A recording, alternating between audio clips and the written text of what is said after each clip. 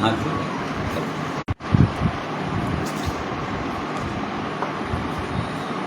परमेश्वर पिता का हम धन्यवाद करते हैं उसकी महाकरुणा और दया के लिए, उसके धीरज, सहनशीलता और धन के लिए और उसकी कृपा के लिए, जिसके कारण से हम आज के दिन को फिर से देख पाए। हम जानते हैं कि परमेश्वर की दया प्रति भोर को नई करता है वो, और उस कारण से हम आज के दिन को देख पाते हैं। इसलिए उस जीव परमेश्वर का धन्यवाद करते हैं कि आज के दिन में फिर से अवसर दिया है कि जीव परमेश्वर की ओर अपनी दृष्टि उठाएं, उसके चरणों में आएं और उसकी महिमा करें गीतों के द्वारा, उसके पवित्र वचनों की ओर ध्यान लगाकर और अपने जीवनों को परमेश्वर के और समर्पित लाएं, समीप लाएं और अपने आप को और दीन करते हुए प्रभु की महिमा तारीफ करें। इसलिए परमेश्वर ने सुंदर अवसर दिया, इसके लिए धन्यवाद करते हैं। और इसलिए आज के दिन में जितने प्रिय लोग ऑनलाइन जुड़ रहे हैं, आप सबों का मैं धन्यवाद करता हूं। परमेश्वर आज के दिन में हम में से हर एक की अपने पवित्र वचनों के द्वारा सहायता करें, ताकि हम उसकी सिद्ध इच्छा को और भी समझ सकें और अपने आप को देख सकें कि उसकी इच्छा के अनुसार हम आगे बढ़ रहे हैं कि नहीं। इसलिए आइए परमेश्वर से हम प्रार्थना करेंगे। प्रेमी परमेश्वर पिता, हम आपका धन्यवाद करते हैं आपके अद्भुत महान प्रेम के लिए, आपके उपकारों भलाइयों के लिए जो लगातार आप हमारे जीवन में करते आ रहे हैं। और रोज प्रभु जी आपकी स्वर्गीय सुरक्षा को हम पाते हैं और विश्वास में बने रहने में आपने हमारी सहायता किया है अब तक, और अपने पवित्र वचनों के द्वारा लगातार आप सहायता करते हैं। आज के दिन फिर से अवसर दिया कि ऑनलाइन प्रभु जी हम आपकी आराधना करें, और इसलिए आज के दिन में जितने प्रिय भाई बहन ऑनलाइन फेसबुक में जुड़ते हैं, हर एक की सहायता कीजिए कि हम सब आपके पवित्र वचनों की ओर ध्यान लगा सकें और अपने जीवनों को देख सकें। आपकी जो इच्छा है उसके अनुसार हम अपने आप को और भी समर्पित कर सकें। इसलिए हर एक भाइयों और बहनों को आपके हाथों में सौंप देता हूँ। और इसलिए इस वातावरण के लिए हम धन्यवाद करते हैं, इस मीडिया के लिए धन्यवाद करते हैं। परमेश्वर हमारी सहायता करें आज के दिन में। हम जितने देर तक यहाँ पर ऑनलाइन रहते हैं प्रभु जी, किसी प्रकार से डिस्टर्बेंस प्रभु यीशु मसीह के नाम से हटाते हैं। ये प्रार्थना प्रभु यीशु मसीह के नाम में मांगते हैं, सुनिए ग्रहण। आमीन। आइए प्रभु की महिमा में कुछ गीतों को हम सुनेंगे अपने प्रिय लोगों के द्वारा।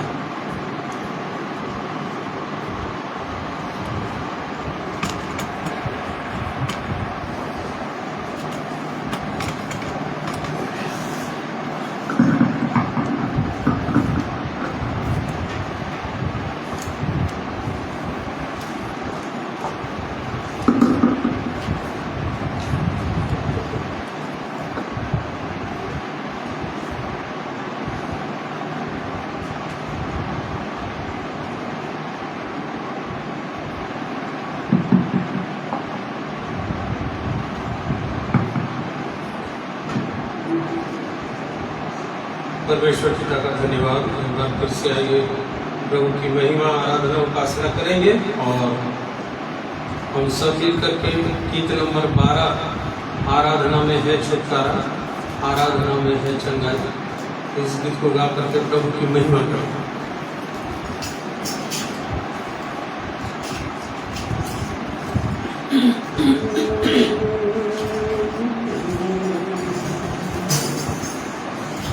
आराधना में है छुटकारा, आराधना में है चंगाई, आराधना में है छुटकारा, आराधना में है चंगाई।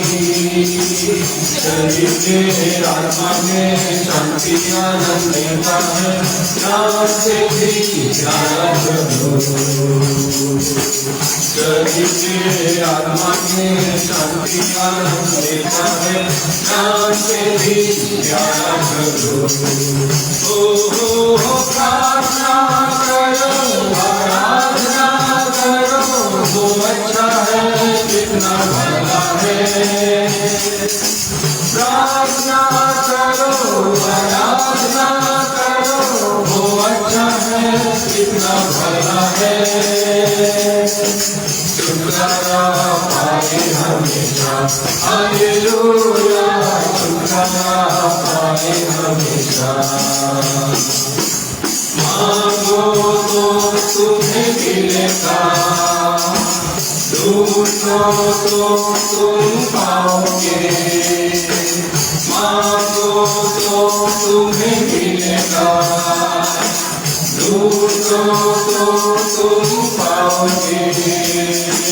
खटखटाओ खोलेगा स्वर्ग की राशि से, पाओ तुम उसे हमें। खटखटाओ खोलेगा स्वर्ग की राशि से, पाओ तुम उसे हमें।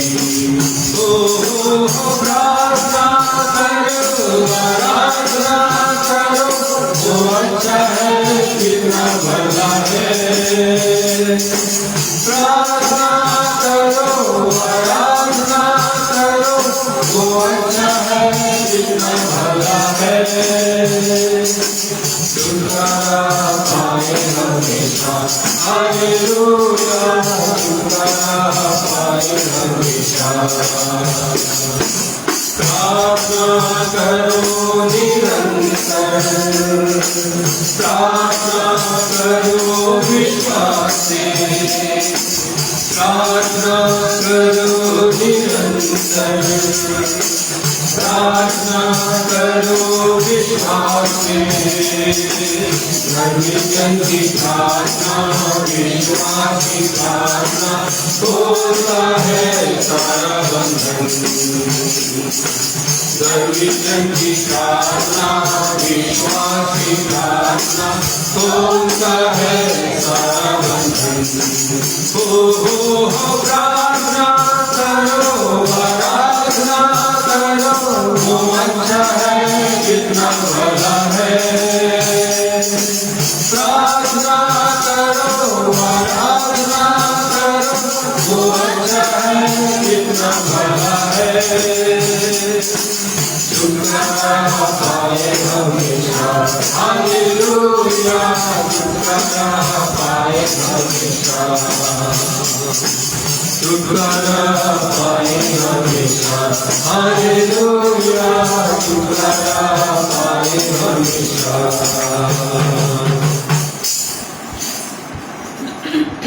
प्रभु के नाम में और एक गीत गाएंगे, 82 नंबर का गीत।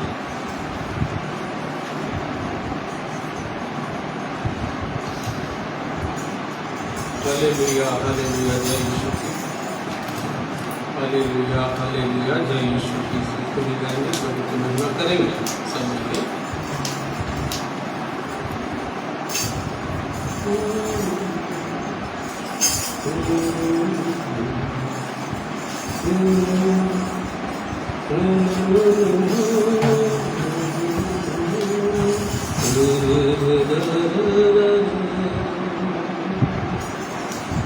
हालेलुया, हालेलुया, जय यीशु की।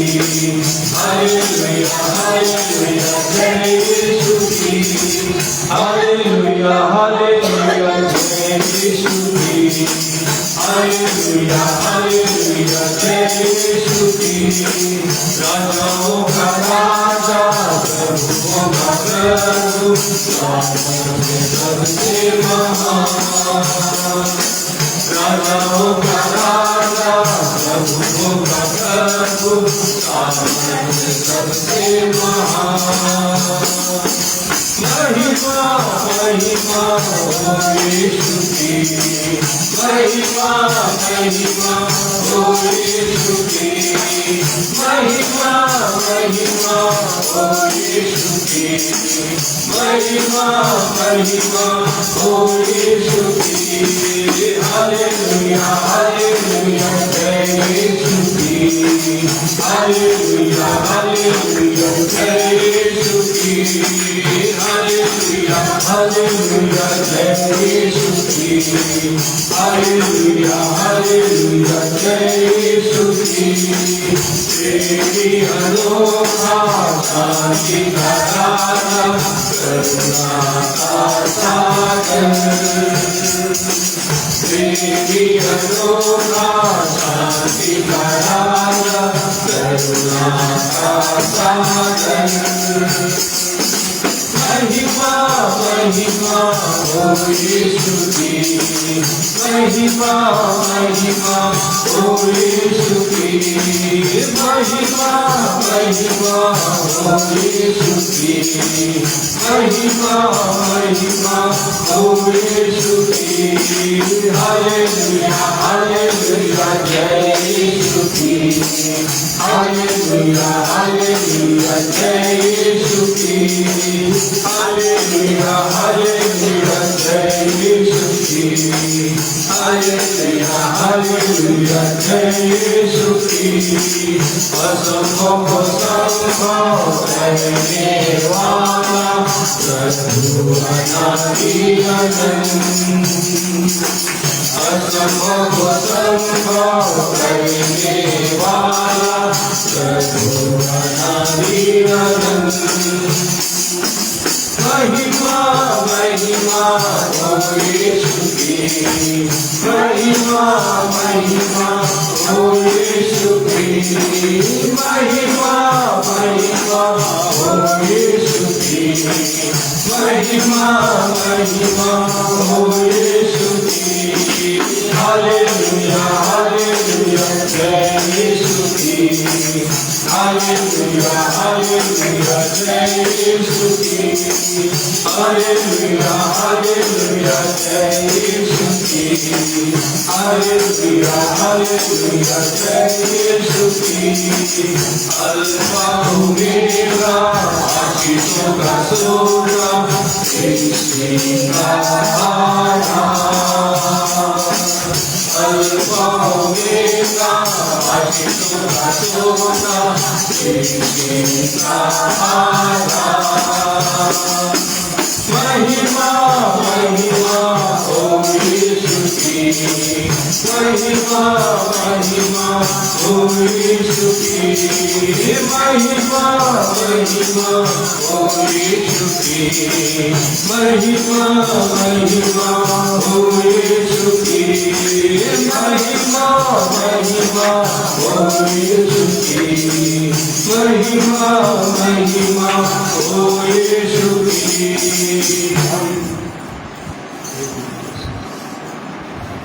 आइए वचन के भाग में जाएंगे। इसके पहले भाई उदय एक प्रभु की महिमा में गीत गाएंगे।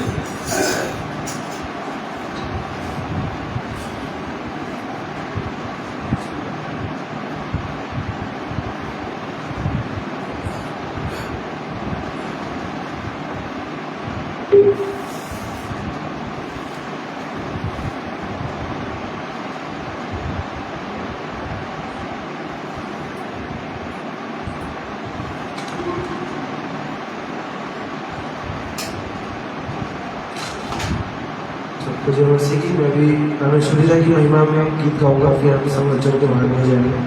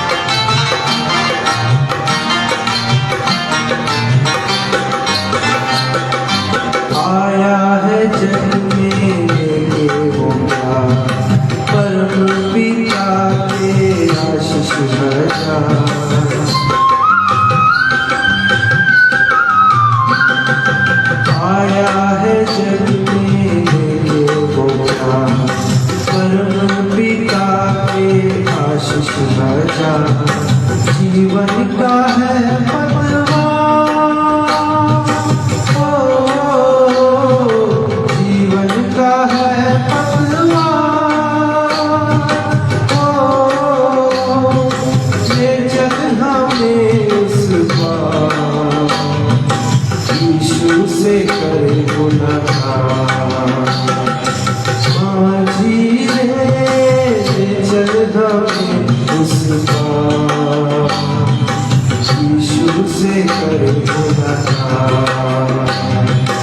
माझी रे चल हमें उस पार, यीशु से करे मुलाकात।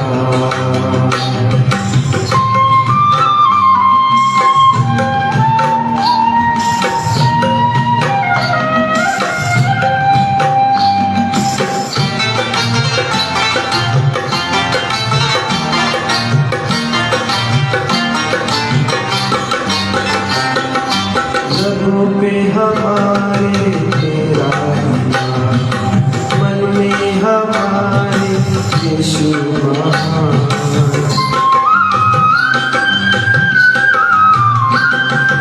रगों पे हमारे तेरा ईमान, मन में हमारे यीशु महान। आया है स्वर्ग का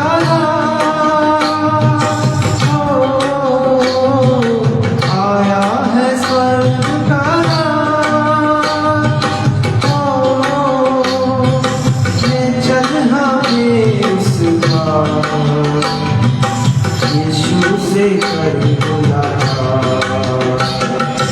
माझी रे चल हमें इस पार, यीशु से करे मुलाकात। माझी रे चल हमें इस पार, यीशु से करे मुलाकात।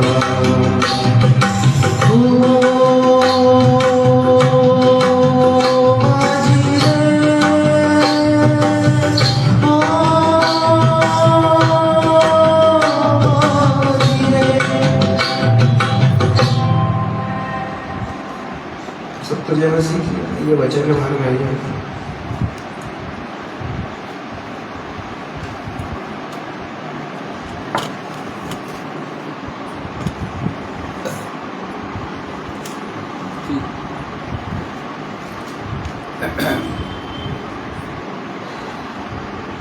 परमेश्वर पिता का धन्यवाद करते हैं।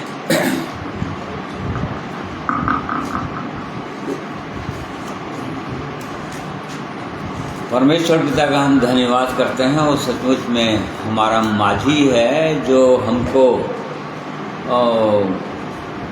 आगे ले चलता है। ये समुद्र रूपी संसार में जहाँ पर हर जगह हिलकोरे और तूफान आंधी उठते हैं, परंतु वो हमारा प्रभु जो पहले से हमारे से पहले से गया है और वो हमारी सहायता करने के लिए हर समय तैयार है और वही ले जाएगा हमको। यदि हम उस पर भरोसा करके चलेंगे, उसके पीछे पीछे चलेंगे तब। इसलिए परमेश्वर हमारी सहायता करें। आज के दिन में भी पिछले 2 सप्ताह में हमने पहाड़ी उपदेश में प्रभु यीशु का संदेश को हमने देखा था, सुना था, और इसलिए थोड़ा सा उसको हम रिवाइज करेंगे कि पिछले समय हमने क्या सीखा।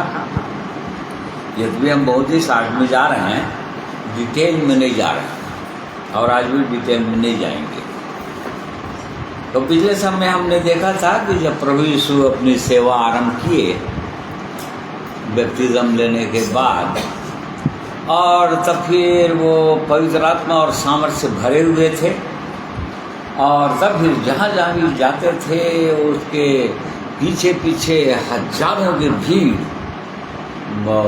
असंख्य भीड़, मल्टीट्यूड लिखा हुआ है, बहुत भीड़ चली आती थी। और लोग जो है चंगाई के लिए आते थे मोस्टली, क्योंकि कई प्रकार के रोग बीमारियों से ग्रसित थे लोग बाग, और प्रभु यीशु के पास आते थे और उन्हें वो चंगा कर देता था। और प्रभु जी हमारे दयालु परमेश्वर हैं, इसलिए वो सब कुछ चंगा करते हैं, चंगा कर देते थे। परंतु जब देखा कि भीड़ केवल इसीलिए आती है, भीड़ को केवल शरीर से मतलब है, शारीरिक आवश्यकताओं से मतलब है, भौतिक आवश्यकताओं से मतलब है, और आगे की बातों को, आत्मिक बातों को इनको बताने से कोई मतलब भी नहीं है। जब प्रभु यीशु ने देखा भीड़ को, तो हमने देखा था कि वह इस भीड़ को देखकर पहाड़ पर चढ़ गया, और जब वो बैठ गया तो उसके चेले उसके पास आ गए। तो जो लोग सही में उसके पीछे पीछे वास्तव में चलना चाहते थे, उसकी शिक्षाओं को ग्रहण करना चाहते थे अपने अंदर, वो लोग प्रभु यीशु के संग ऊपर चले गए पहाड़ पर, और मुंह खोलकर प्रभु यीशु उनको शिक्षा देने लगा। तो इस बात को हम लोग देख रहे थे, और ये देख रहे थे कि पूरे पहाड़ी उपदेश से प्रभु यीशु अपने चेलों को ये बताना चाहा। फिर हमने ये देखा कि चेले भी अंत में दो ग्रुप में हो गए, समझिए, क्योंकि कुछ चेले जो है प्रभु यीशु पर, प्रभु यीशु ने बताया कि उसको फिर से पढ़िए भाई, 7 अध्याय उसका 24 पद। घर बनाने, हाँ, मत्ती 7 अध्याय उसका 24 पद। इसलिए जो कोई मेरी ये बातें सुनकर उन्हें मानता है, वह उस बुद्धिमान मनुष्य के समान ठहरेगा जिसने अपना घर चट्टान पर बनाया, और मैं बरसा और बाढ़ें आई और आंधियाँ चली और उस घर से टकराई, फिर भी वह नहीं गिरा, क्योंकि उसकी नींव चट्टान पर डाली गई थी।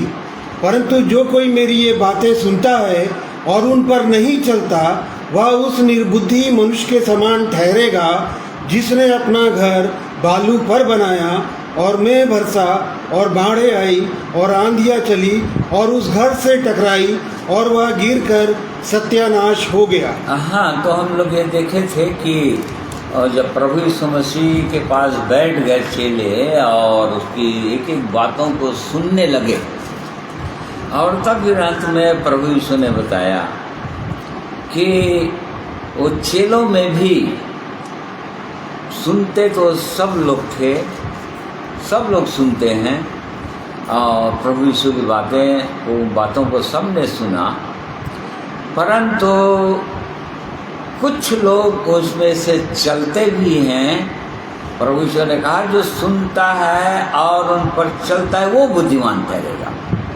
परंतु जो लोग केवल सुनते हैं उपदेश को, प्रभु यीशु के वचनों को, उसकी शिक्षाओं को, परंतु चलते नहीं।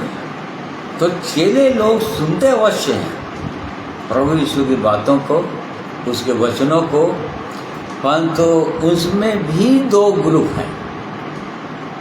कुछ लोग सुनकर मानते भी हैं, प्रभु यीशु के पीछे वास्तव में चलने लगते हैं दुख उठाते हुए, और कुछ लोग केवल सुनते हैं लेकिन चलते नहीं। ऐसे लोग प्रभु यीशु ने बताया कि मूर्ख ठहर जाएंगे आखिरी में, क्योंकि वो लोग स्थिर नहीं रहेंगे।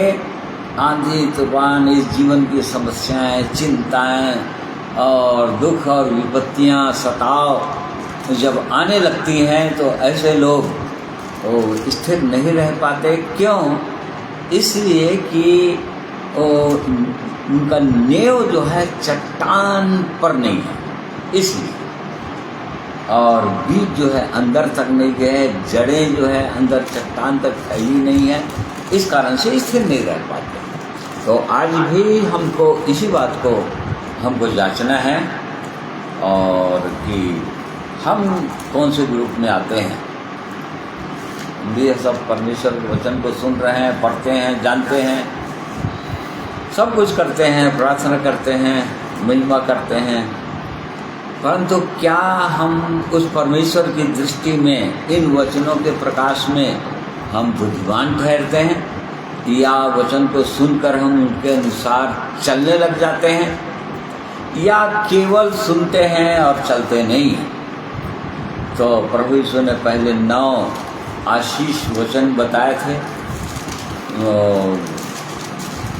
और आशीष वचन में भी हमने देखा था कि कैसे शुरुआत होता है, इसको हमने देख लिया है कि आशीष वचनों को बताया, 9 आशीष वचनों को, और उसके बाद फिर यदि इन आशीष वचनों के अनुसार, 9 वचनों के अनुसार यदि जीवन हो गया तो समझ जाइए कि वो परमेश्वर के प्रकाश बन जाते हैं लोग, ज्योति बन जाते हैं जो परमेश्वर ने बनाना चाहा है अपने चेलों को। उसने कहा तुम जगत की ज्योति हो और तुम इस पृथ्वी के नमक हो। तो पृथ्वी के नमक और ज्योति बन जाते हैं यदि ये 9 वचनों को पालन करते हैं, तब बिल्कुल क्रम से पहले तो उसके राज्य में सचमुच में प्रवेश करते हैं द्वार से ही, तब उसके बाद जैसे जैसे आगे बढ़ते जाते हैं तो इस योग्य हो जाते हैं कि वो नमक और ज्योति प्रभु यीशु कह सकता है। तो इसीलिए क्या हम नमक बने हैं, ज्योति बने हैं, इसको कैसे जानेंगे? प्रभु यीशु ने बताया यदि नमक का स्वाद बिगड़ जाए, तो नमक का स्वाद कब बिगड़ेगा, कैसे बिगड़ जाता है? यदि नमक बन गए हैं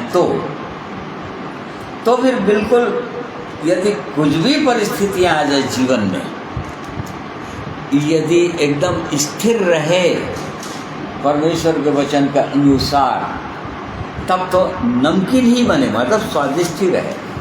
स्वाद बना हुआ है वह, स्वाद बना हुआ है कहने के मतलब आनंद, शांति, प्रेम, मेल मिलाप में कहीं पर कोई गड़बड़ नहीं हुआ। इसका मतलब स्वाद बिगड़ा नहीं। भले ही विपरीत परिस्थितियां आ गई जीवन में, संकट आ गए जीवन में, दुख आ गए जीवन में, परंतु स्वाद नहीं बिगड़ा क्योंकि नमक बन गए। और इसीलिए हमको जांचना है और जानना है कि हम नमक बनते जा रहे हैं कि नहीं, या उसकी ज्योति बनते जा रहे हैं कि नहीं। ये प्रभु यीशु ने बताना चाहा अपने चेलों को, और आज हमको भी इन्हीं बातों को बताना चाहे। तो इन बातों को हमने देख लिया कि 9 वो धन्य वचन, आशीषित वचन यदि का हम पालन करते हैं और लगातार वो हमारे जीवन में लागू होता जाता है, तो निश्चित रूप से ये गवाही हमारे पास आ जाता है कि हम इस पृथ्वी के नमक हो जाते हैं और इस जगत की ज्योति हो जाते हैं, जो प्रभु यीशु ने अपने चेलों को कहा। फिर उसके बाद फिर उतने ही लगभग 9 वचन, फिर वो निगेटिव या बैड एटीट्यूड कह सकते हैं, या गलत व्यवहार अपने जीवन में, वातावरण में हम गलत व्यवहार कैसे कर सकते हैं और गलत व्यवहार करने से क्या परिणाम हो सकता है, इस बात को भी प्रभु यीशु ने बताया। उसके बाद वो पूरा वो उसका वर्णन किया, ये सब चीज़ बता डाला। तो मैं व्यवस्था को पूरा करने के लिए आया हूँ और उन व्यवस्था को मैं अपने में पूरा कर दिया। और तब फिर उसने कहा कि वो लोभ नहीं किया हूँ, परंतु वो और उसको स्टैंडर्ड में ला दिया हूँ, मापदंड ये होगा, ये बताना चाहा। और तब फिर कुछ बातों को हम यहाँ पर देखते हैं, जैसे कि पहला 21 पद पढ़ो भाई, 21-22 पद। तुम सुन चुके हो कि पूर्व काल के लोगों से कहा गया था कि हत्या ना करना, और जो कोई हत्या करेगा वह कचहरी में दंड के योग्य होगा। परंतु मैं तुमसे यह कहता हूँ कि जो कोई अपने भाई पर क्रोध करेगा वह कचहरी में दंड के योग्य होगा, और जो कोई अपने भाई को निकम्मा कहेगा वह महासभा में दंड के योग्य होगा, और जो कोई कहे अरे मूर्ख वह नरक की आग के दंड के योग्य होगा। हाँ, देखो यहाँ पर प्रभु यीशु ने बताया क्रोध जो है, पुराने नियम के अंदर क्रोध कर सकते थे लोग बाग, और क्रोध करते थे क्योंकि शत्रुओं को मारना था उनको। मनुष्य होते थे शत्रु। और भौतिक आशीषों के विषय में वो पुराने नियम के अंदर परमेश्वर ने बताया। आत्मिक आशीषों के विषय में कहीं भी नहीं बताया कि स्वर्ग का राज तुम्हारा होगा, वो व्यवस्था के अंदर, पुराने नियम के अंदर। परंतु भौतिक आशीषें, तुम्हारे पास सोना चांदी होगा, बैल गधे होंगे और धन संपत्ति होगा, और तुम्हारे शत्रु पर तुमको विजय दिला दूंगा, मनुष्य रूपी शत्रु। ये आशीषें थी उनकी। फिर रोग और बीमारियां भी नहीं होंगी, ये भी आशीषें थी। और तब फिर परंतु नए नियम के अंदर यहाँ पर लिखा है क्रोध। पुराने नियम में कहा था कि हत्या नहीं करना, और यदि हत्या करोगे तो दंड मिलेगा, कचहरी में दंड के योग होगा। प्रभु यीशु ने कहा अब यदि क्रोध कर दिए तो तुम्हारा हत्या के बराबर है। नए नियम के अंदर यदि क्रोध किए तो समझ जाओ तुमने हत्या कर दिया, ऐसा बोल रहा है। ये नए नियम के विश्वासियों को बोल रहा है, प्रभु यीशु अपने चेलों को बोल रहे हैं। यदि क्रोध किए तो समझ जाओ तुमने हत्या कर दिया, और यदि हत्या कर दिया और अपने भाई को मतलब ये भाई जो है सब चेलों को बोल रहे हैं ना, भाई जो है जो लोग जीवन पाए हुए लोग हैं, चेलों को बोल रहे हैं। ये उपदेश सब चेलों के लिए है।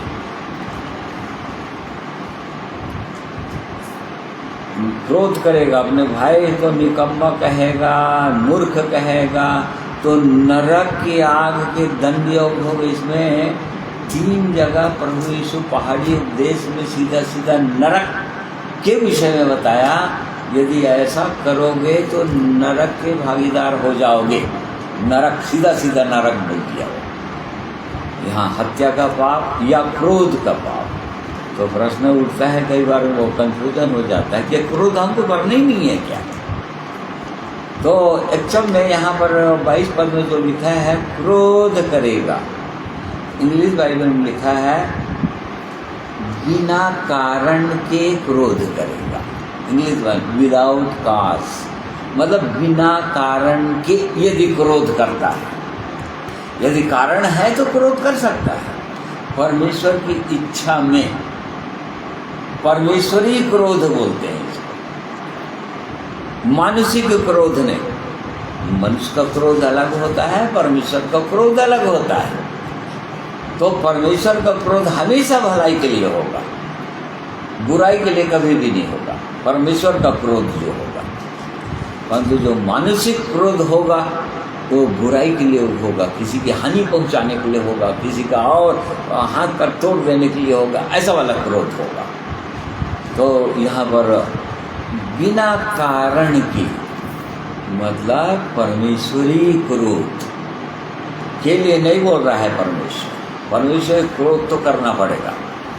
परमेश्वर भी, प्रभु यीशु मसीह ने भी क्रोध किया, परंतु यदि बिना कारण के यदि क्रोध करे तो समझ जाओ कि वो दंड के योग हो गए, वो भी नरक दंड, क्योंकि हत्या के बराबर पाप हो गया, बोल दिया। ये खतरनाक पाप के विषय में बताया।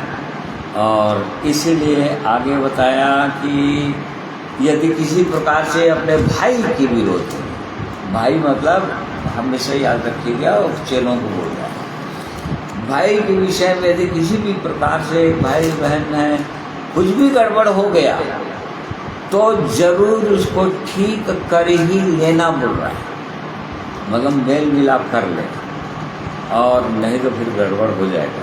मेल मिलाप नहीं करोगे तो फिर हानि हो जाएगा। तो ये, और यहाँ पर नरक के दंड की योग ठहरेगा बोल रहे हैं। और दो और घटना के विषय में कहा, फिर उसके बाद क्रोध के विषय में कहा। और 29 27 से पढ़िए। तुम सुन चुके हो कि कहा गया था व्यभिचार न करना, परंतु मैं तुमसे यह कहता हूँ कि जो कोई किसी स्त्री पर क्रूर दृष्टि डाले वह अपने मन में उससे व्यभिचार कर चुका। यदि तेरी दाहिनी आँख तुझे ठोकर खिलाए तो उसे निकाल कर फेंक दे, क्योंकि तेरे लिए यही भला है कि तेरे अंगों में से एक नष्ट हो जाए और तेरा सारा शरीर नरक में ना डाला जाए। यदि तेरा दाहिना हाथ तुझे ठोकर खिलाए तो उसको काट कर फेंक दे, क्योंकि तेरे लिए यही भला है कि तेरे अंगों में से एक नष्ट हो जाए और तेरा सारा शरीर नरक में ना डाला जाए। यहाँ पर भी 2 बार नरक का जिक्र किए प्रभु यीशु 29 और 30 पद में कि व्यभिचार मतलब पुराने नियम के अंदर भौतिक था। यदि भौतिक रीति से किए, शारीरिक व्यभिचार किए तो तुम अपराधी हो कहलाए। परंतु न्याय नियम के अंदर उसने कहा कि यदि बुरे विचार से, व्यभिचार के विचार से यदि तुमने ऐसा मन में भी सोच लिया तो यहाँ पर बोल दिया कि तुमने ये विचार कर लिया। और यदि ऐसा कर लिया और यदि इसको ठीक नहीं किए परमेश्वर की दृष्टि में, परमेश्वर के साथ, तो फिर बोल रहा है नरक के दंड के योग्य हो जाओगे, फिर नरक ही जाना पड़ेगा। ये प्रभु यीशु मसीह के शब्द हैं। इसलिए चूँकि नरक से उसका संबंध जोड़ रहा है प्रभु इस पाप का, इसलिए बोल रहा है कि यदि आँख ठोकर खिलाता है तो आँख को निकाल कर फेंक दे। यदि हाथ ठोकर खिलाता है तो एक अंग को अपने और अंगों से अलग कर दे, इससे तेरा बेटर होगा। मतलब इसकी गंभीरता को प्रभु यीशु बताना चाह रहे थे इसके द्वारा कि कितना ये दंडनीय अपराध होगा, ये पाप होगा, क्योंकि मन के अंदर है। कितना दंडनीय नरक दंड का वो पाप होगा ये। इसको इस गंभीरता से प्रभु यीशु ने बताया। यदि ठोकर खिला रहा है तेरी आँख, तेरा हाथ, तेरा कोई अंग, तो उसको काट के फेंक दे, उससे ज़्यादा बेटर है कि तेरा सारा शरीर तो एक ही बेकार होएगा, पर तेरा सारा शरीर तो नरक में नहीं डाला जाएगा। तो ये भी खतरनाक प्रभु यीशु मसीह का ये संदेश है अपने चेलों को, और हमको सबको जांचना है, एक विश्वासी को देखना है अपने जीवन में कि इन बातों के हम चौकसी करते हैं कि नहीं अपने व्यक्तिगत जीवन में, बहुत गंभीर होकर चौकसी करते हैं कि नहीं, और नहीं तो खतरा हो जाएगा आगे चलकर। तो इस पाप के विषय में प्रभु यीशु ने बताया पहाड़ी उपदेश में, और ये पहला उपदेश है ना। फिर उसके बाद उसने तलाक के विषय में बताया। ये भी कहा कि जो कोई अपनी पत्नी को तलाक देना चाहे उसे त्याग पत्र दे, परंतु कारण ये कारण होना चाहिए या अपनी अभिलाषाओं के कारण से या अपने कारण से कोई तो तलाक नहीं दे सकता है, अपने कारण, अपने स्वार्थ के कारण से। हाँ, सामने वाला यदि कोई वो फोर्स करता है कि मुझको चाहिए, तो वो अलग बात है, एकदम अलग है, तो उसको दे सकता है। ये प्रभु यीशु इस बात को बताना चाहे, और इसीलिए प्रभु यीशु ने कहा कि स्त्री त्याग से घृणा करता है। मलाकी ने भी पुस्तक में कहा स्त्री त्याग से घृणा करता है, और इसीलिए वो परमेश्वर यदि गंभीरता के साथ इसको विश्वासियों को लेना चाहिए, बहुत गंभीरता के साथ। फिर उसके बाद उसने शपथ के विषय में कहा, शपथ नहीं खाना, मतलब कसम नहीं खाना, शपथ नहीं खाना। तुम सुन चुके हो कि पूर्व काल के लोगों से कहा गया था झूठी शपथ ना खाना। मतलब झूठ के विषय में, झूठ इतना गंभीर पाप है ना परमेश्वर की दृष्टि में, बहुत गंभीर पाप है झूठ। क्योंकि परमेश्वर ने यहूदियों से चर्चा करते हुए इस बात को बताया था कि वो शैतान झूठ बोलता है, वो झूठा है और झूठ का पिता है। अब तुम यदि झूठ बोलते हो तो समझ जाओ तुम शैतान के संतान हो, सीधा सीधा, और शैतान की इच्छा को पूरा करते हो। तो यहाँ पर वो झूठी शपथ के विषय में कहेगा, झूठी शपथ नहीं खाना। इसका मतलब हर चीज़ फेयर होना चाहिए, एकदम साफ साफ होना चाहिए। ये झूठ का पाप कितना गंभीर होगा नए नियम के विश्वासियों के लिए। इस बात को आरंभिक कलीसिया में, जैसे ही कलीसिया बनी, फिर तो काम 3 अध्याय में कलीसिया बन गई, 2 अध्याय में, और उसके बाद 3 अध्याय में वो बताएगा शिक्षा एक मन एक चित्त हो गए। और उसके बाद जैसे ही थोड़ा बढ़ने लगा तो उसकी गंभीरता को, कितना गंभीर है, हनन्या और सफीरा के विषय में प्रभु यीशु ने बताया कि वो लोग संपत्ति बेचे उस समय, क्योंकि सब एक मन और एक चित्त के हो गए थे और कोई अपनी संपत्ति को अपनी नहीं कह रहा था और सब की संपत्ति साझा हो गया था और इतने समर्पित और इतने एक मन और एक चित्त के हो गए थे कि जो भी गरीब या जिनके पास कुछ भी नहीं है सब बेच बेच के वो पीड़ितों के पाँव के तले ला देते थे। और ऐसा लाने लगे थे लोग, उस समय के विश्वासी लोग ऐसा लाने लगे थे। फिर तो काम में दिया हुआ है ना 5 अध्याय में, लाने लगे थे। और तब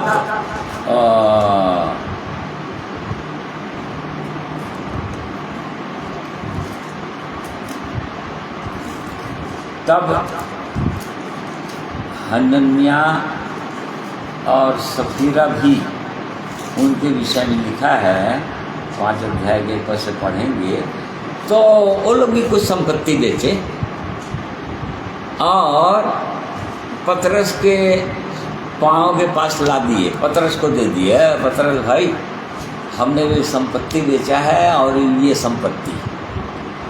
पतरस ने पूछा कि क्या तुम इतने ही में बेचे थे? मतलब वहाँ पर ये कोई ऐसा नियम नहीं बनाया था परमेश्वर ने कि तुमको जो भी है उसका पूरा पूरा दे ही देना है जो भी तुम बेचे हो। परंतु ये लोग, पतरस ने पूछा कि क्या तुम सचमुच में इतने ही बेचे हो?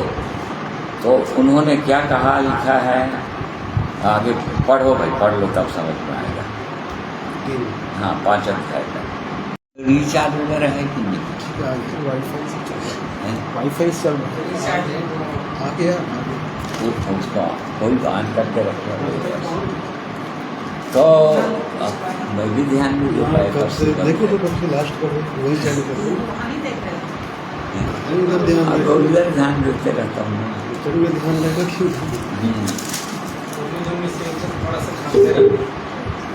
तो हम लोग झूठ कितना गंभीर पाप है, उसकी गंभीरता को वो परमेश्वर के वचन में हम देख रहे हैं।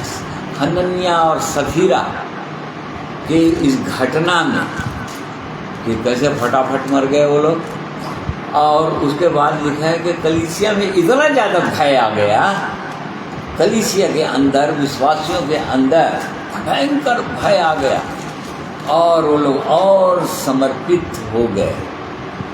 परंतु वो परमेश्वर, हम आगे ऐसी घटना को नहीं देख पाते हैं, नहीं देख रहे हैं कलीसिया के अंदर, फिर बाइबल के अंदर भी। तो शायद प्रभु इस गंभीरता को बताना चाहा कि विश्वासी लोग आज आजकल के विश्वासी लोग उसको उतना गंभीरता में नहीं लेते हैं। झूठ को इतना गंभीरता में बिल्कुल नहीं लेते हैं।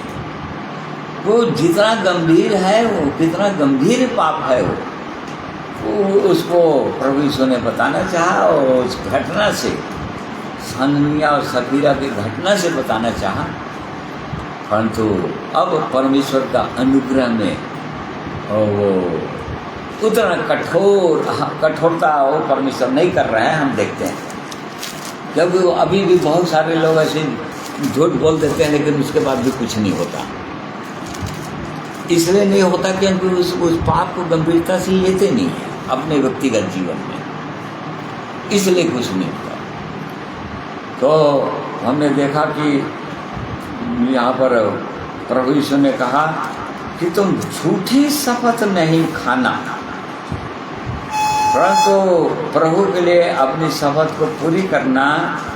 परंतु चौथी पद पर हो भाई 34। परंतु मैं तुमसे यह कहता हूँ कि कभी शपथ न खाना, ना तो स्वर्ग की, क्योंकि वह परमेश्वर का सिंहासन है, ना धरती की, क्योंकि वह उसके पाँव की चौकी है, ना यरूशलेम की, क्योंकि वह महाराजा का नगर है। हाँ, कभी भी। और आगे अपने सिर की भी शपथ न खाना, क्योंकि तू एक बाल को भी ना उजला ना काला कर सकता है, परंतु तुम्हारी बात हाँ की हाँ या नहीं कि नहीं हो, क्योंकि जो कुछ इससे अधिक होता है वह बुराई से होता है। वो बुराई समझ जाइए, तुम्हारी बात हाँ की हाँ। जरा भी जो सही बात हो उसको घुमा के बोल दिए या झूठ बोल दिए तो समझ जाइए परमेश्वर की दृष्टि में बुराई कर दिए, बुराई हो गया, झूठ हो गया। और झूठ को हमने देख लिया कि कितना गंभीर खतरनाक पाप है परमेश्वर की दृष्टि में। इस बात को प्रभु यीशु ने बताना चाहा कि उतना ही नहीं, किसी की शपथ नहीं खाना। बहुत से लोग शपथ खा देते हैं और यहाँ पर समझ जाओ परमेश्वर की दृष्टि में फंस जाते हैं। उसको क्षमा मांगने की आवश्यकता है। यदि ऐसा हुआ, क्षमा मांगने की आवश्यकता है। प्रभु यीशु ने कहा तुम्हारी बात हाँ कि हाँ या नहीं कि नहीं। हाँ भाई, एक बात, ये मुझसे गलती हो गया और ये मुझसे हो गया, मुझी से हो गया, मैंने कर दिया। ऐसा मान लेने से वो सही के सही हो गया, फिर परमेश्वर की दृष्टि में सही है, कुछ गड़बड़ नहीं हुआ। परंतु यदि उसको झूठ बोल दी तब भयंकर वो पाप हो गया। इस बात को प्रभु यीशु ने बताना चाहा अपने चेलों को, और आज भी अपने चेलों को इन्हीं बातों को बताना चाह रहे हैं ताकि उसके चेले गंभीर हो जाएं। फिर 38 पद से, तुम सुन चुके हो कि कहा गया था, आँख के बदले आँख और दांत के बदले दांत।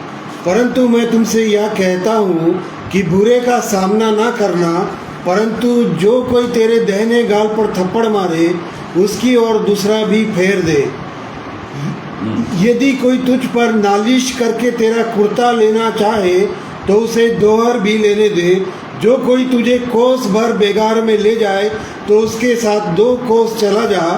जो कोई तुझसे मांगे उसे दे, और जो तुझसे उधार लेना चाहे उससे मुंह ना मोड़। हाँ, यहाँ पर प्रतिशोध के विषय में कहा। प्रतिशोध मतलब बदला लेना। अपने जो भी कुछ किया है, मान लो कोई किसी ने हमारी हानि की, हमारे विरोध में कुछ वो उल्टी सीधी बातें किया, कुछ भी किया, तो बदला लेना, प्रतिशोध, उस पाप के विषय में उसकी भी गंभीरता को प्रभु यीशु ने बताया कि प्रभु तुम सुन चुके हो कि पुराने नियम के अंदर, व्यवस्था के अंदर दांत के बदले दांत, आँख के बदले, किसी ने तुम्हारे आँख को फोड़ा है तो उसकी आँख भी फोड़ दो, तुम्हारे हाथ को काटा है तो हाथ को काट दो उसके लिए। परंतु यहाँ पर बोल रहा है, परंतु मैं तुमसे ये कहता हूँ कि बुरे का सामना नहीं करना। परंतु जो कोई तेरे दाहिने गाल पर थप्पड़ मारे उसकी ओर दूसरा भी फेर देना। यदि कोई तुझ पर नालिश करके तेरा कुर्ता लेना चाहे तो उसे दोहर भी दे दे। और जो कोई तुझे बेगार में चलाए तो उसके साथ 2 कोस चला जाए। तो कोई उधार लेना चाहे उसे मुँह में न मोह। ये मतलब बदला से संबंधित है ना, इस बात को हमेशा याद रखेंगे। कोई बदला लेना चाहे तो इसकी भी गंभीरताएं हैं वचन की, इसको ऐसे लाइटली नहीं लेना। या जैसा लिखा है, बहुत से लोग इसका उदाहरण देते हैं 42 पद को, जो कोई तुझे मांगे उसको उधार दे ही देना। अरे बाइबल में लिखा है कैसे विश्वासी उधार मांग रहा है, उधार ही नहीं दे रहा है। ये मतलब नहीं उसका कि किसी को जो मांग रहा है वो उधार दे ही देना है बिना सोचे समझे, नहीं। या कोई गहने दाल पर थप्पड़ मारे तो उसको बाएं दे ही देना, ऐसा नहीं। और जब पकड़वाने के समय प्रभु यीशु को एक जने जो सिपाही है महायाजक वो थप्पड़ मारने का आज्ञा दिया था, एक जने थप्पड़ मारा था प्रभु यीशु को। तो प्रभु यीशु ने क्या किया, वो दूसरा गाल फेर दिया था क्या? नहीं फेरा था। यहाँ पर तो प्रभु यीशु ही बोल रहा है, एक गाल पर थप्पड़ मारे तो दूसरा गाल भी फेर देना। परंतु वहाँ पर मेरे ख्याल से यूहन्ना में 20 अध्याय या सुसमाचार में इसी अध्याय में 20 का 23 पद देखो बोला, मत्ती में है क्या या लूका में, जो किसी में है 20 का 23 पद। लूका में देखिए,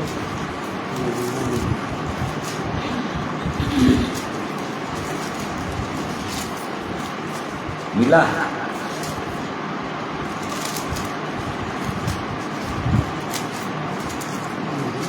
मत्ती में, हाँ मत्ती में होगा, फिर देखिए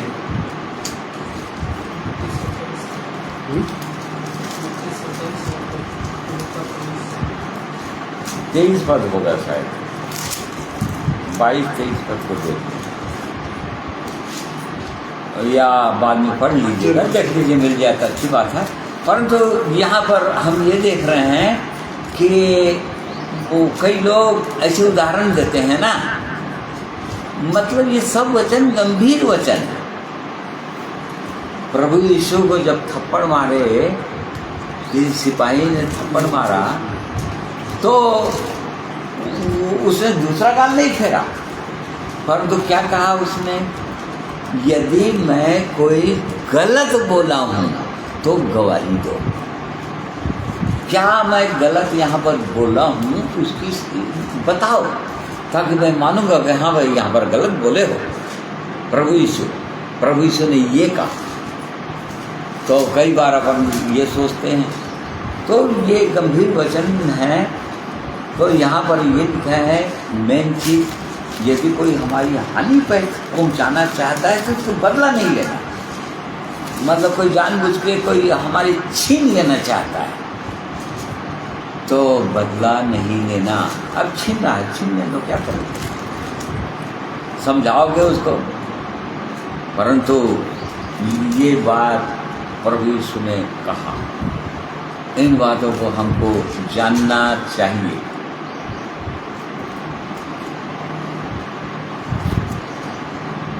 तो ये गंभीर वचन है, लेकिन बहुत ही गंभीर वचन है। आज कोई ऐसा करने लग जाए तो ये चेलों के लिए है, पहाड़ी उपदेश है, कौन सा है? 18 का है क्या?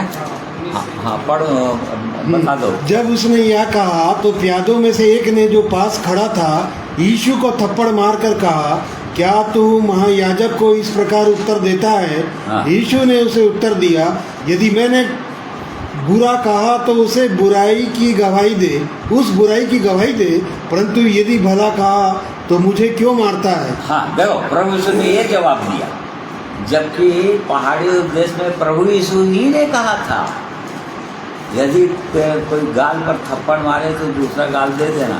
परंतु यहाँ पर प्रभु यीशु ने महायाजक के सामने बोला कि बुराई पर गवाही दे, मैंने क्या गलत कहा? तुम मुझे क्यों मारते? हाँ, तो यदि मैंने गलत नहीं कहा तो तू मुझे क्यों मारता है फिर? मतलब अननेसेसरी लोग, बहुत सारे लोग ये सब बोलते हैं, तर्क करते हैं, ऐसा भी नहीं है बाइबिल।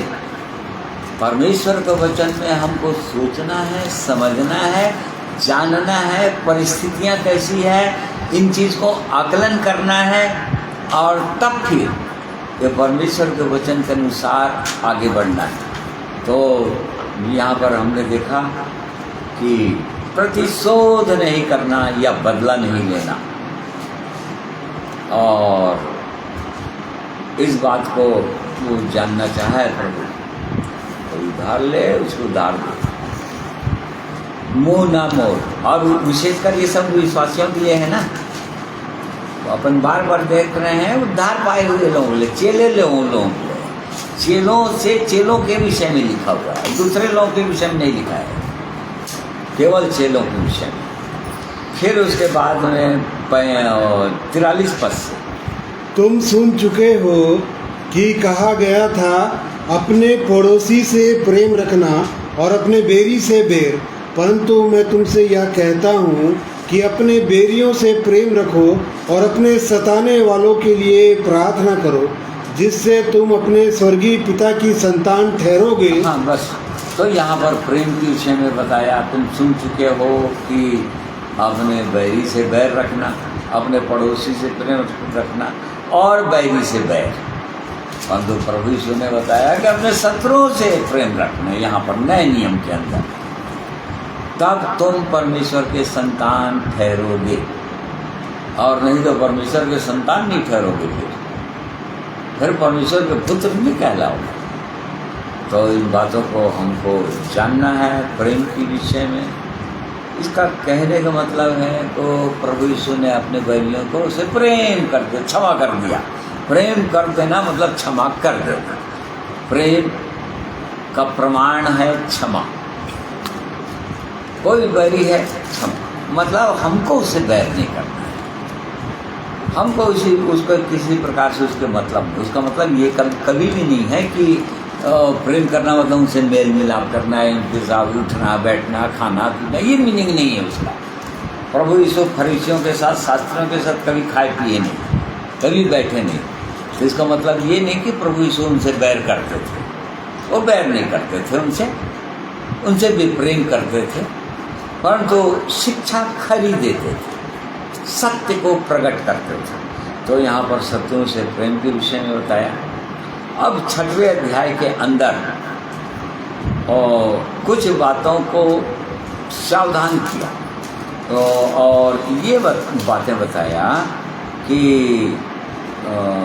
पहला पद पढ़ी, सावधान रहो, तुम मनुष्यों को दिखाने के लिए अपने धर्म के काम ना करो, नहीं तो अपने स्वर्गीय पिता से कुछ भी फल ना पाओगे। हाँ, और आगे, इसलिए जब तू दान करे तो अपने आगे तुरी ना बजवा, जैसे कपटी सभा और गलियों में करते हैं, ताकि लोग उनकी बड़ाई करें। मैं तुमसे सच कहता हूँ कि वे अपना प्रतिफल पा चुके। हाँ बिल्कुल, ये दान के विषय में, प्रार्थना के विषय में और उपवास के विषय में, वो 3 विषय में प्रभु यीशु ने कहा ये गुप्त रखना, एकदम गुप्त। किसी को कुछ सहायता कर रहे हो, किसी को कुछ दान दे रहे हो, तो उसको दान को बोल रहा है,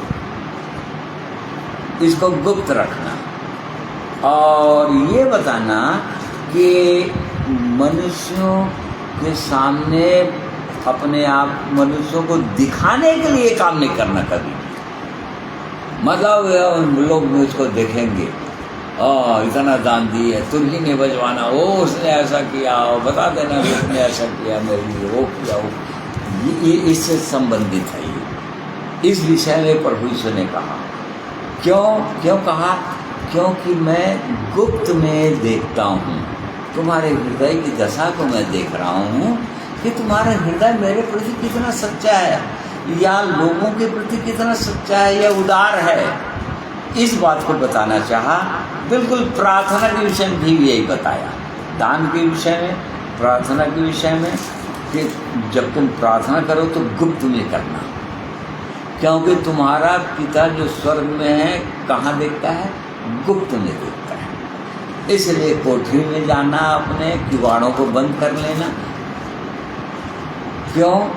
दिखाने के लिए प्रार्थना नहीं करना। आज बहुत सारे लोग जब भीड़ हो गया मान लो और कांग्रेगेशन में प्रार्थना करने के लिए कह दिया गया तो कह दिया अच्छे अच्छे शब्दों से प्रार्थना ढूंढ ढूंढ के प्रार्थना करेंगे, परंतु जब व्यक्तिगत प्रार्थना करेंगे तो उनकी प्रार्थना अलग रहेगा, दूसरा ही रहेगा।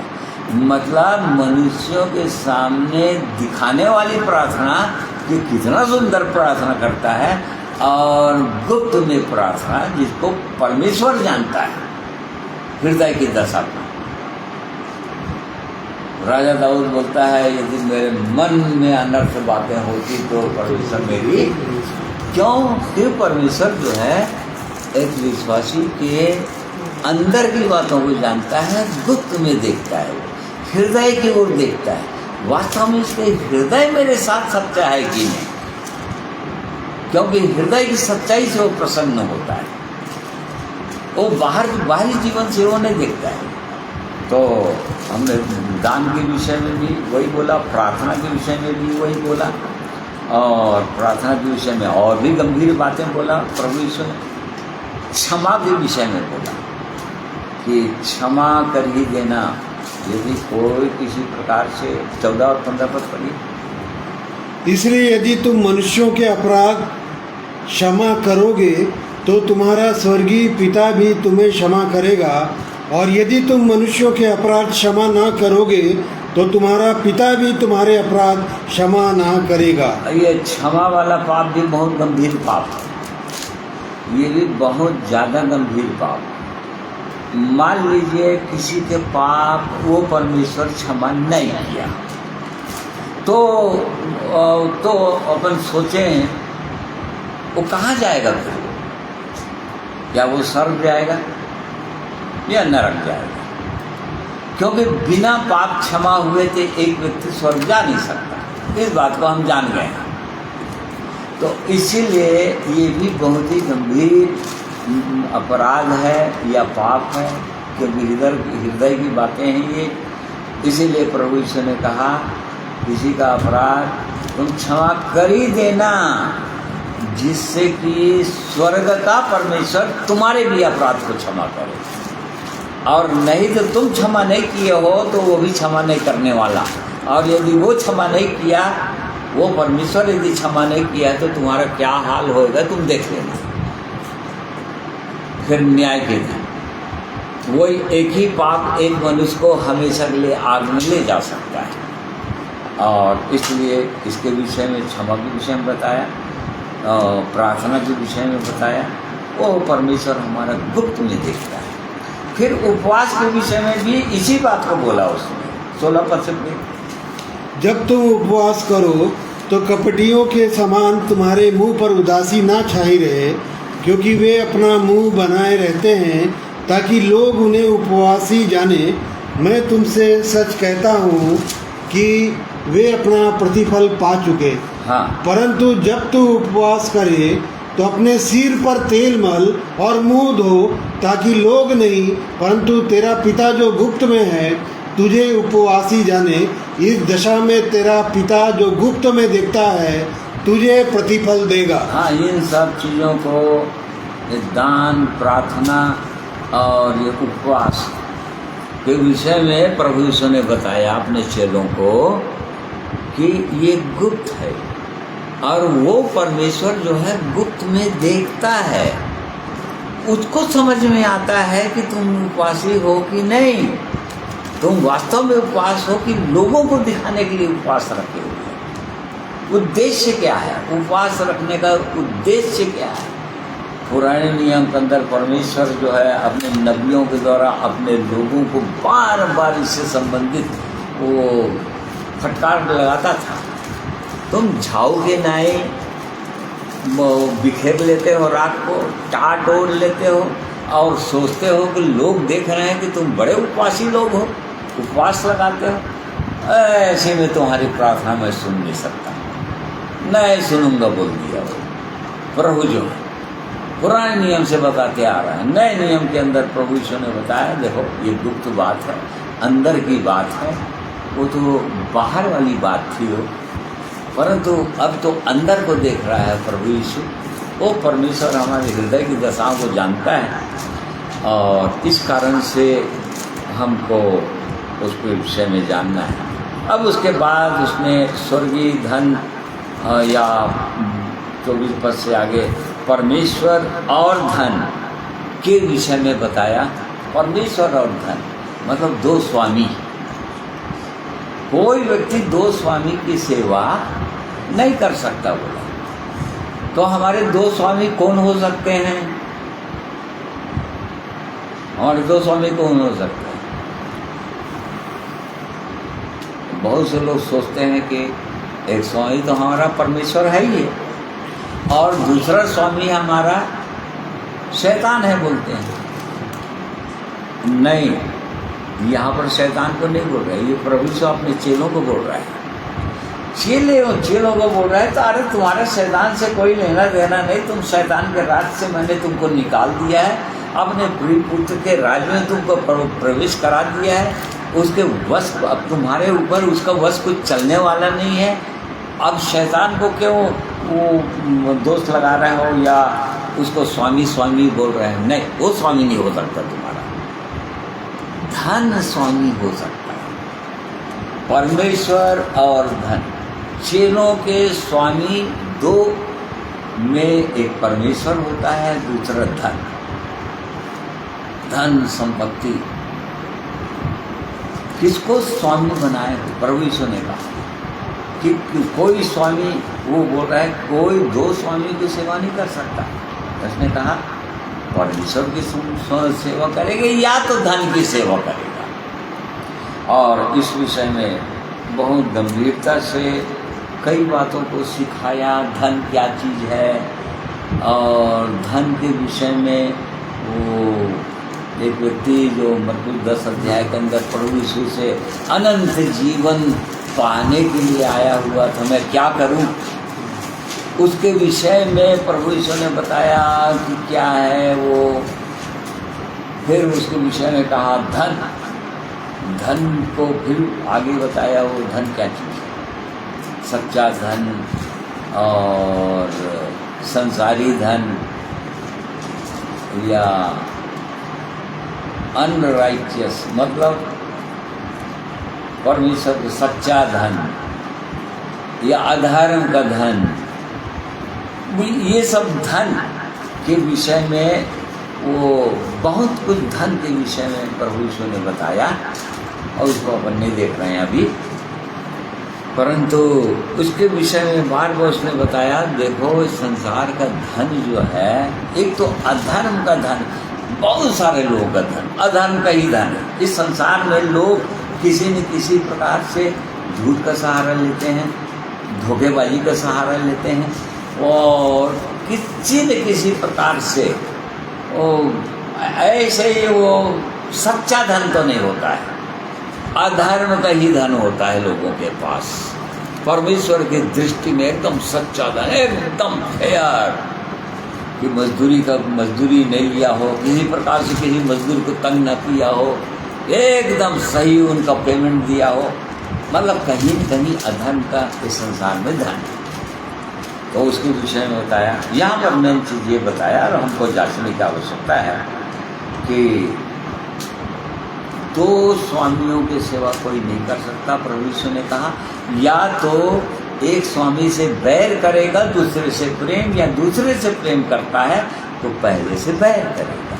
यदि परमेश्वर से प्रेम करता है तो उसको धन से बैर हो जाएगा, या धन से प्रेम है तो परमेश्वर से बैर हो जाएगा, दोनों एक साथ नहीं चलेगा। इस बात को सिखाया। फिर उसके बाद उसने चिंता के विषय में कहा।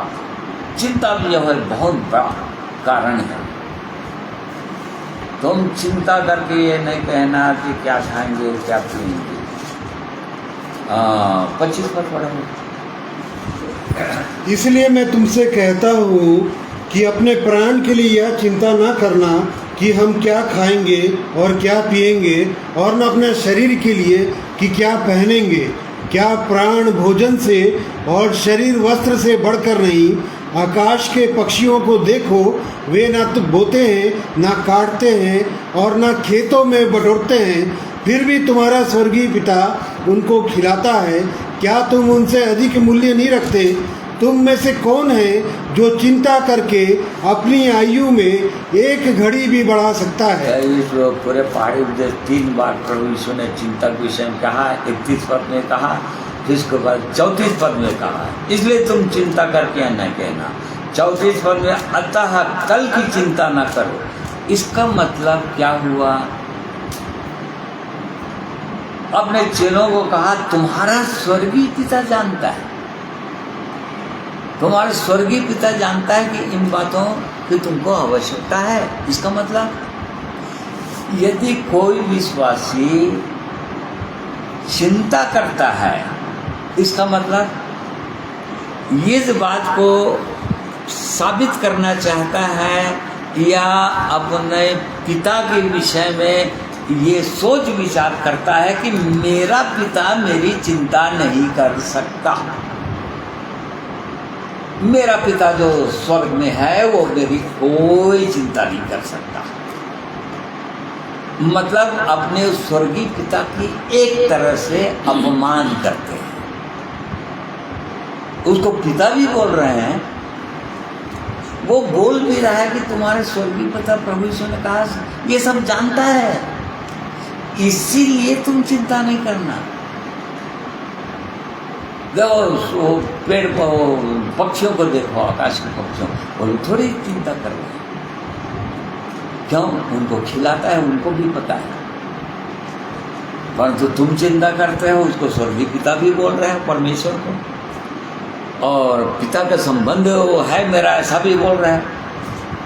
और यदि ऐसा बोल रहे हैं और चिंता कर रहे हो, इसका मतलब ये साबित करना चाह रहा है कि मेरा पिता कोई चिंता अपने बच्चों की नहीं करता, तो इसलिए चिंता नहीं करना।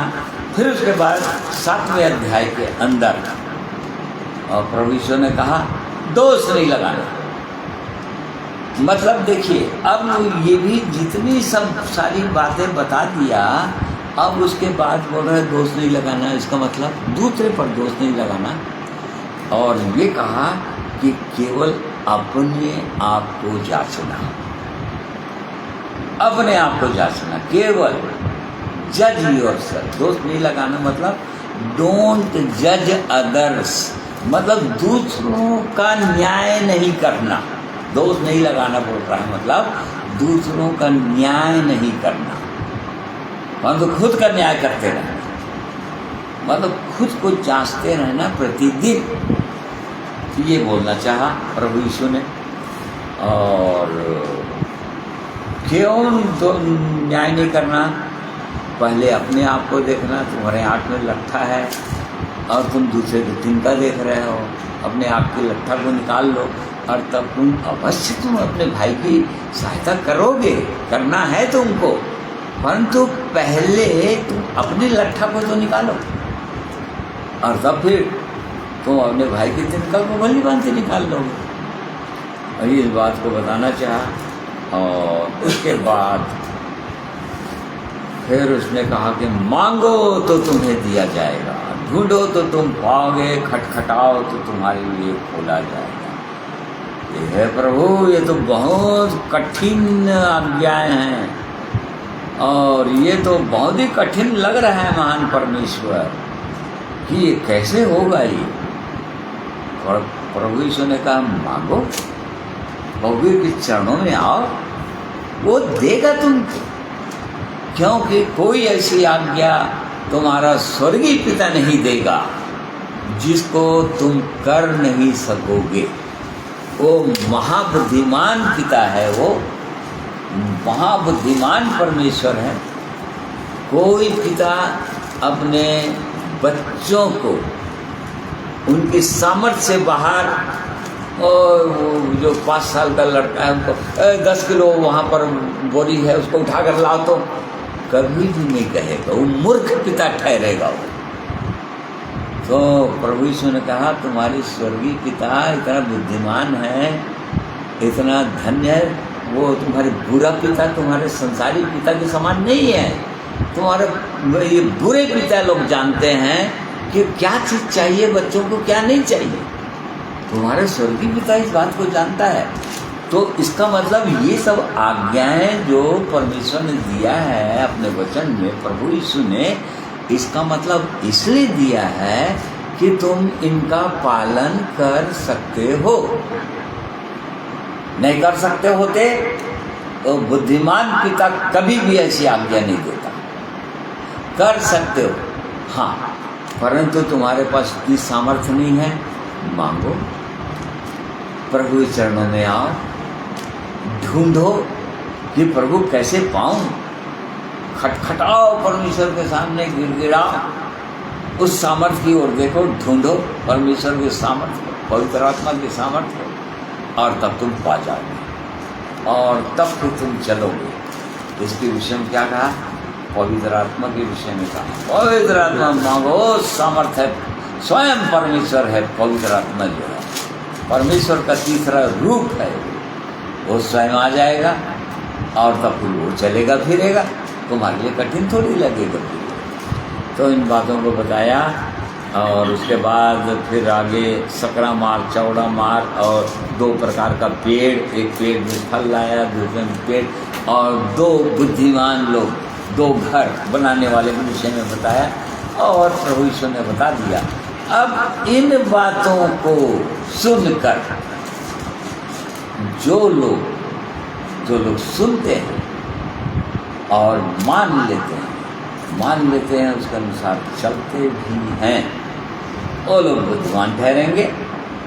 उनका घर कभी भी गिरेगा भी नहीं, चाहे आंधी तूफान कैसे भी आ जाए, कैसे भी परिस्थितियाँ आ जाए, वो लोग अटल रहेंगे और एक दिन अपने जीवित परमेश्वर के संग रहेंगे हमेशा हमेशा के लिए।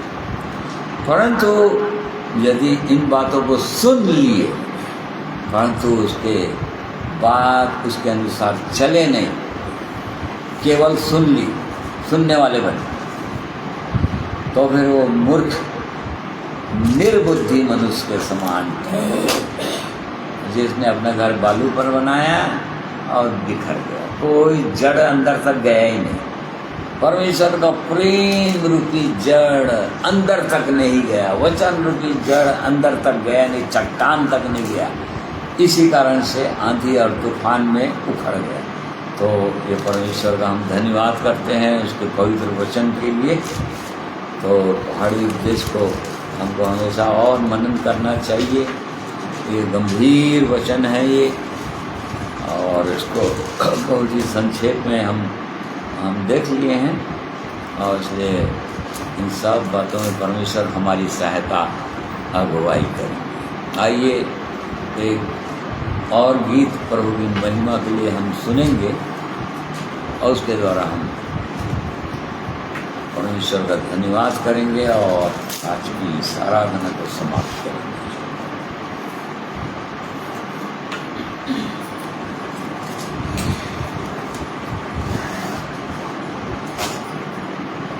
हेलो।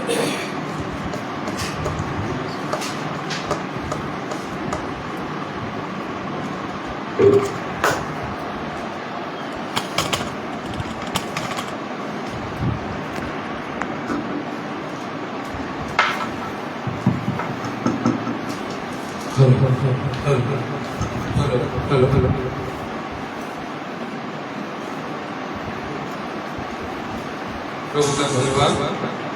आइए प्रभु की महिमा में इस गीत को सुनेंगे कि वो यीशु नाम सचमुच में हमारे जीवन में कितना महत्व रखता है।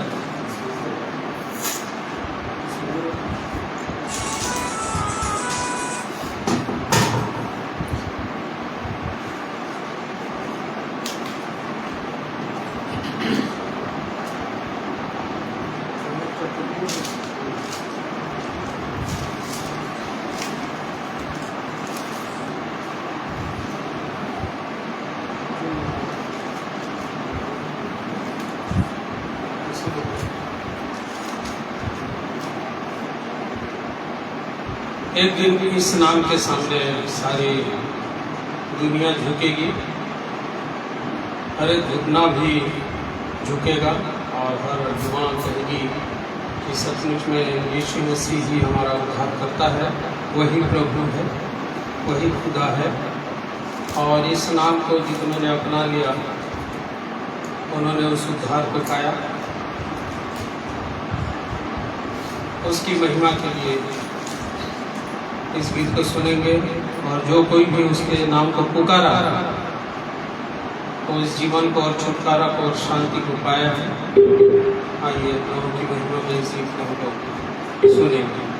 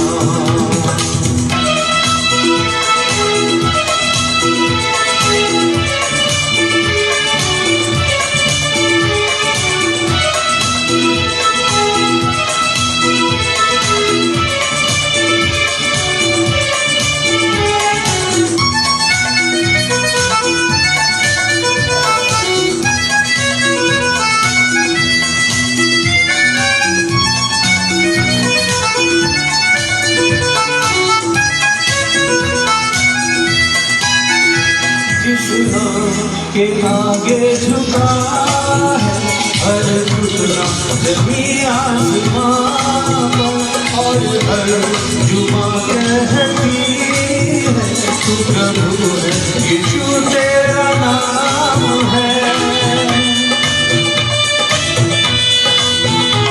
इस नाम के आगे झुका है हर घुटना जमीन आसमां हर जुबां कहती है तू प्रभु है, यीशु तेरा नाम है।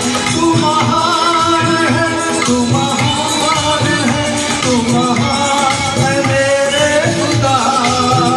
तू महान है, तू महान है, तू महान है मेरे खुदा। सारे नामों से ऊंचा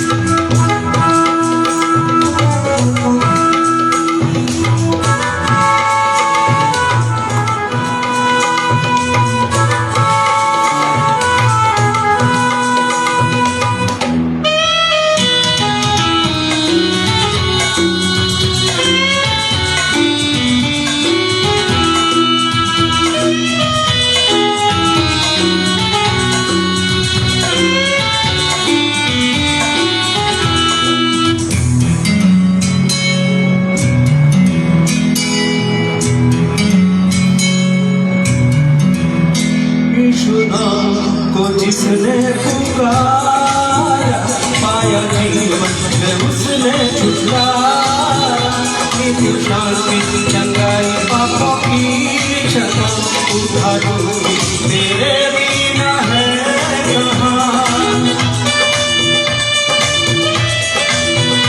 यीशु नाम को जिसने पुकारा पाया जीवन में उसने छुटकारा। नित्य शांति चंगाई पापों की क्षमा उद्धार तेरे बिना है कहाँ। तू महान है, तू महान है, तू महान है मेरे खुदा। तू महान है, तू महान है, तू महान है मेरे खुदा। यीशु नाम सारे नामों से ऊंचा, यीशु नाम है कितना महान। यीशु नाम सारे नामों से ऊंचा, यीशु नाम है कितना महान। तू महान है, तू महान है, तू महान है मेरे खुदा। तू महान है, तू महान है, तू महान है मेरे खुदा। यीशु नाम सारे नामों से ऊंचा, यीशु नाम है कितना महान। यीशु नाम सारे नामों से ऊंचा, यीशु नाम है कितना महान।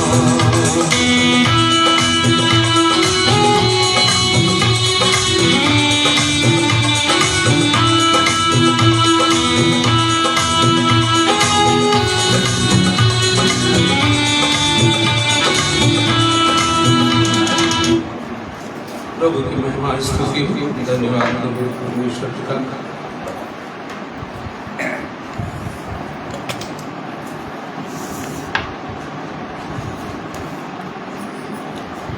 सच में हमको वो नाम मिला है जो सब नामों में श्रेष्ठ है।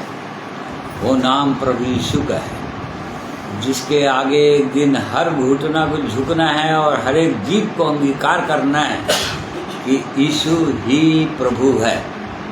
और जो लोग इस नाम को अपने साथ जोड़ लिए हैं, जो लोग इस नाम को जान गए हैं अनुभव से, ऐसे तो सब लोग यीशु का नाम लेते हैं, वैसा वाला नहीं, जो लोग अनुभव से जान गए हैं कि वो यीशु अर्थात परमेश्वर हमारे संग, परमेश्वर जिनके संग रहता है, अनुभव से लोग जान गए, सचमुच वो लोग बहुत ही धन्य लोग हैं। और इसलिए परमेश्वर का धन्यवाद करते हैं आज के दिन के लिए, परमेश्वर के जीवित वचनों के लिए और सुंदर प्रभु की महिमा के लिए, गीतों के लिए, जिनके द्वारा हम आज के दिन में प्रभु ने हमारी सहायता किया कि अपने उस जीवित परमेश्वर को हम और ऊंचे पर उठाएं और उसकी इच्छा के अनुसार हम और अपने आप को उसके चरणों में दें और समर्पित हो जाएं। ये प्रभु का वचन हमको आज के दिन में उत्साहित किया है, उसके लिए हम धन्यवाद करते हैं। आइए प्रभु हमारे साथ ऐसा ही करें, हमारी अगुवाई करें, पवित्र आत्मा से हमको भरे, इसके लिए प्रार्थना करें। आइए प्रार्थना करें। सर्वशक्तिमान दयालु अनुग्रहकारी प्रेमी परमेश्वर पिता, स्वर्ग और पृथ्वी के स्वामी महाराजाधिराज, हम आपकी स्तुति महिमा तारीफ करते हैं।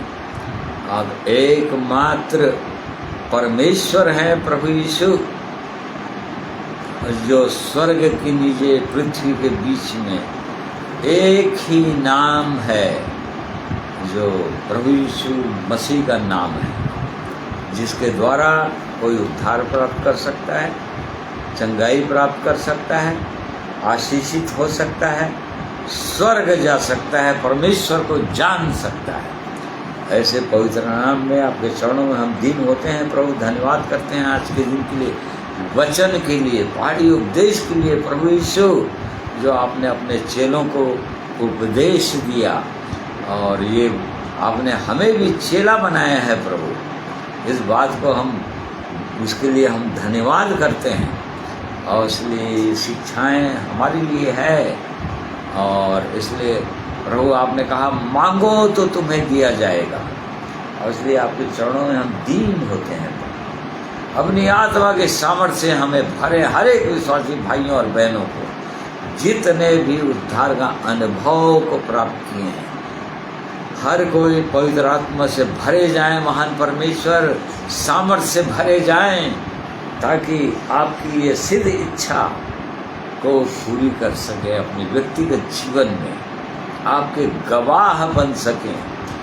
ऐसी सहायता भगवान अपने वचन बोलने में, सुनने में और निश्चित रूप से वचनों के अनुसार अपने जीवन को देखने में, जांचने में हमने से हर एक की सहायता किया। आपका धन्यवाद करते हैं और एक बार फिर से अपने जीवन को अपने हाथों में सौंप देते हैं।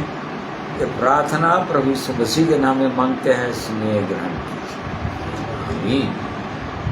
प्रिय भाइयों बहनों, आप सबों को मैं धन्यवाद करता हूँ।